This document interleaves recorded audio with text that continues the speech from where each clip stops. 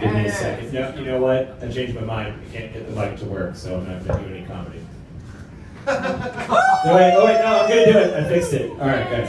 Hey, I'm Geoff Barnes, like the man said. I am new to comedy. As he also said, I had my first show ever last week, and I had a hell of a fucking time, so I wanted to come back and do some more. Thank you. Never done an open mic, so I guess I'd be gentle. It's my first time. And yeah, great. We're off to a fantastic start, guys. Don't worry. It's going to get better. So new to comedy, and getting the first gig was kind of like an accident. You know, someone was like, hey, would you like to try something new? And I was like, yeah, I always want to try stand-up, so why not? And that's how that worked out. This gig, I just contacted Kevin, and he was like, cool, come do it. And the hardest thing about stand-up has actually been telling my friends and family that I'm gonna do stand-up. Because their reactions, to be nice, have been mixed. My wife was super cool, super supportive, like wife is, yes, she's awesome. And my mom was cool too. She was a cool, same kind of thing. My brother, who's 6 years older than me, and my best friends from high school, they were the ones that had the kind of like questionable reaction. They kind of went the same way for all of them, so I'll just do it once. I'm like, hey, I got offered a chance to do stand-up. I've never tried it before. I'm really excited. I want to do it. So like, I'm gonna do stand-up. They're like, oh, cool. Is that like, are you trying to do again? Like, I thought you quit that like for like 10 years. You weren't gonna be an actor anymore or anything. They're like, no, guys, I don't actually have to quit my job. It's just like a fun thing that I want to try. I'm like, oh, okay, cool. You're really funny, man. That'll be great. Just, like, don't worry if you bomb. It's going to be fine. And I was like, oh, wow. Cool, thanks. And they're like, no, but I mean, like, I heard that all comedians have, like, really bad shows once in a while. So they all, like, I heard it's really hard. I heard it's hard. So don't feel bad if you bomb.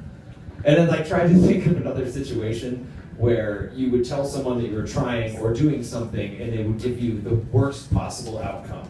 Like, if everything goes wrong, there's not one, but for example, if I told them, like, hey guys, guess what, I got into med school, I'm gonna be a doctor, and they're like, yeah, awesome if you graduate, because it's really hard. I heard a lot of people drop out. But no, you're smart, dude, you'll probably make it. It's cool. But, you be a doctor, make good money, that's awesome, but, just don't feel bad when you accidentally kill a patient. Because, like, all doctors do that. That's what I heard. That's what I read. I don't know. You'll be fine. You'll be a good doctor. Like, it doesn't happen like that. I think a simple congratulations would be, sufficient in both situations. But, whatever. They honestly came out of a place of caring, I think. I think that they were preparing me for failure, kind of, just so I wouldn't feel bad, like, so I wouldn't get built up, so I wouldn't be embarrassed. But it makes me bring into question if they even know me or not, because like my whole fucking life is embarrassment. So, I mean, honestly guys, I got a haircut at Walmart once, okay? Fucking hey. No, seriously, you guys could completely turn on me right now and boo me the fuck off stage and throw tomatoes at me. That would not crack my top 10. I don't even think that's worse than the haircut. Because like I can forget about, no, it's not that bad. It's grown out, but it's no Walmart level. Jesus. Like I can forget the screams and boos, but that haircut followed me around for like 2.5 weeks. Shit took a minute to grow out. I had to live with that. Anyway, I'm going to give you guys a taste, a story of extreme embarrassment that I caused myself. I'm going to take it back a little bit. The year was 2002. I was in high school. I was 17. America was still reeling from 9/11. The entire country was just beginning to discover what a shitty band Limp Bizkit was. We were growing as a nation, really. Just setting the scene. It has nothing to do with the story. So we had this teacher, our English teacher. She was kind of a hard ass. She was the type of teacher that would be like, oh, class is open to discussion. But then if she disagreed with you, would fucking shout you down in front of everyone, which is so encouraging to the learning environment, I tell you. She also, if you didn't do your reading, she would totally know, and she would fuck with you and watch you try to bullshit your way out of it, or she would just get you to admit that you didn't do it, and then she'd be like, so why? Like, why? What was so important that you didn't do your homework? Make you admit it. But also good news, guys, she was pregnant when I had her. So, the pregnancy hormones really helped with the bitchiness. But she went on maternity leave, so we got 3 months off. So that was cool. And our teacher that we had replace her was like a teenage boy's wet dream, basically. I mean, she was such an attractive lady, just graduated college, so it was like you could almost believe that you could hook up with her as a 17-year-old, but you totally fucking couldn't. Like, she even had a sexy name. I'm not gonna say it, but it was Miss Dewdrop. It is very close to what it really was, and it might as well have been Pussy Galore. I mean, for Christ's sake.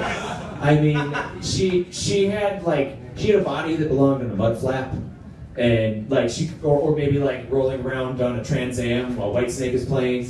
Like she had a hot for teacher thing going on. You know, did you see the video? Everyone's too young. Wait, maybe someone saw the video for hot for teacher. There we go. Yay! All right, old people.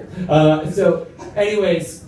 She was dealing out boners left and right, basically. Every guy and some of the girls were in love with her. And we used to, come on, Miss Dewdrop. We used to, guys, obviously not around her. We'd be like, oh, I'm gonna do Miss Dewdrop. Oh, she's so hot, bro. And preface, I was 17 years old. I was very horny. Me and my friends were not at school. We were in a car driving, probably smoking weed, definitely smoking weed, or going to Taco Bell. One of the other two. That's basically all you can do in my town. Yeah, both at the same time. Yeah, that's dangerous. I'm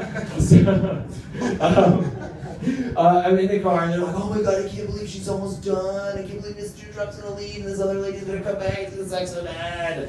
And I'm like, I've got this awesome idea. I'm like, guess what? Who's the best idea?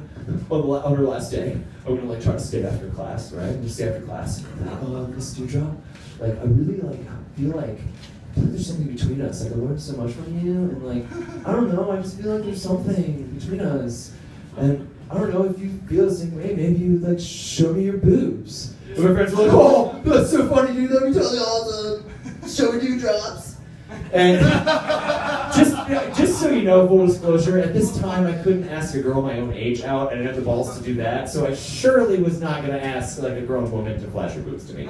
And shit was not happening. Let's fast forward. It's her last day, and she's in front of class, and she's like, oh my god, guys, I had such a great time learning from you. You've all been such a great class. You've been great kids. I'm so excited to become a teacher, and it's been great. Does anyone have anything they want to ask? Anything? And silence. And then she goes, Geoff Barnes, hey, I heard you had a question for me. And okay, so I go white from fear first, and then instantly red from embarrassment. It was a cool little chameleon effect while I felt like I was dying. I'm sure the class enjoyed it. And I'm like, I had questions? You had questions for me? I didn't ask, who? What? Did you ever talk to me? And she's like, yeah, Geoff, you did have a question for me, didn't you? I think it was something about me flashing everyone. And everyone in class just goes, oh! Pointing and laughing. Have you ever been in a room of people where everyone points and laughs at you? Honest to God. It's fucking terrible. It's fucking the worst. And I deserved it. But if I could have turned into a fucking pile of dust and flown out the window at that point, that's so definitely what I would have done.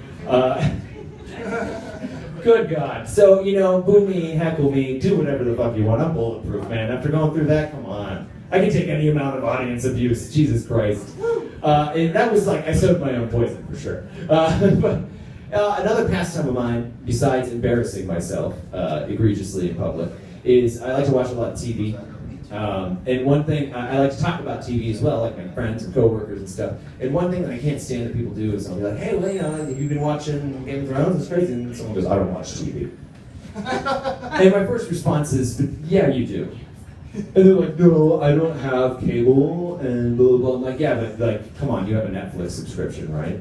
They're like, oh, but yeah, that's fucking TV, dude. Netflix, HBO Go, HBO Now. If you're sitting doing nothing and staring at a screen, that's fucking TV, guys, okay? That's TV, that's watching TV. You're not special, okay? Because you can't afford cable. That doesn't make you smart. But another thing,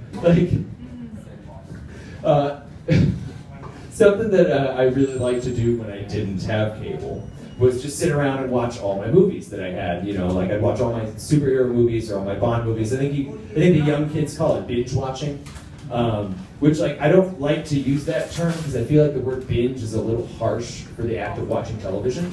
You know, you think about the way that binge is used to describe other things, like college student dies from binge drinking. Oh my God, we were drinking 1 minute, he was fine, and then he wouldn't wake up. Binge drinking is dangerous. You know, like, oh my God, did you hear what happened to Steve? He went on a fucking drug binge, dude. He stole his wife's car. He was gone for 6 weeks. They found him passed out in a hotel. It's drug binge, man. That shit's dangerous. Even binge eating, right? Like, dude, my friend gained 80 pounds over the summer, dude. He got addicted to Twinkies. He was binge eating them every night. Like, the worst thing that can happen to you from binge watching is like a fucking leg cramp. I mean, it's just...